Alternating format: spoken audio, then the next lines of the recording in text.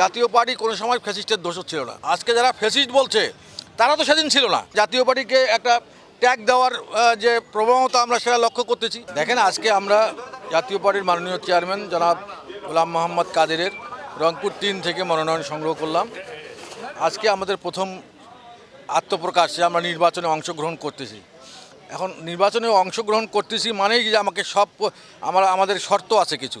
যদি level playing field থাকে, যদি সব দল এই নির্বাচনে স্বাচ্ছন্দ্যে অংশগ্রহণ করতে পারে, সবার প্রতি নির্বাচন কমিশনের যে আচরণবিধি সেটা সব প্রার্থীর প্রতি যদি সমানভাবে ইমপ্লিমেন্ট করা হয়, তাহলে জাতীয় পার্টি আমরা একটা নির্বাচন করব ইনশাল্লাহ।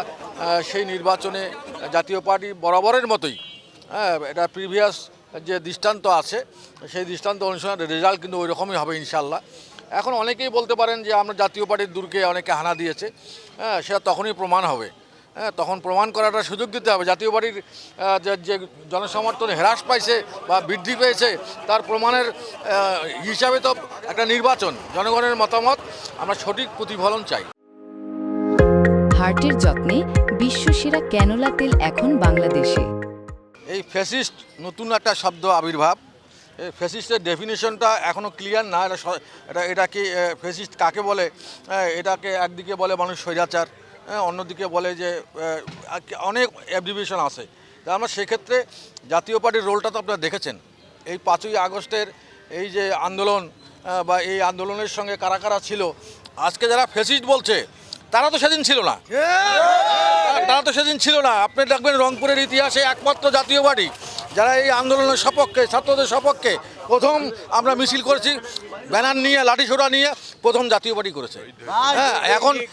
যারা এখন সুদিন পেয়েছে, জাতীয় পার্টিকে একটা ট্যাগ দেওয়ার যে প্রবণতা আমরা সেটা লক্ষ্য করতেছি। এখন ট্যাগ দিচ্ছে, এখন এই কারণে জাতীয় পার্টিকে কীভাবে তাদেরকে দোষ দিয়ে তাকে চাপায় দেওয়া যায় এইটা তারা করতেছে। কিন্তু আসলে জাতীয় পার্টি কোনো সময় ফ্যাসিস্টের দোষর ছিল না। আপনারা এই 5ই আগস্টের আগেও আপনারা জিএম কাদের আসছে, সাকির হাউসে স্টেটমেন্ট দিচ্ছে, আপনাদের বহু সাংবাদিক আপনারা ছিলেন ওখানে। উনি বক্তব্যটা একটা রিভিউ করে দেখেন উনি কী বলছে। সরকারের ডেড অ্যান্ড ডিতে কথা বলছে। সরকারের এই বিতর্কিত কাজের জন্য জিএম কাদের পুরোপুরি তারা একটা থ্রেট স্বরূপ বক্তব্য দিয়েছে। যা আপনার তারপরও ফ্যাসিস্টের দোষর তারা বলতে পারে। এখন তারা যেটাই বলতেছে সেটাই বলতে হয়েছে। সংসদে জিএম কাদের একটা এই আন্দোলনের পক্ষে যে ভাইটাল রোল প্লে করেছে, কোনো রাজনৈতিক দলের কোনো নেতা তো কথা তখন বলে নাই।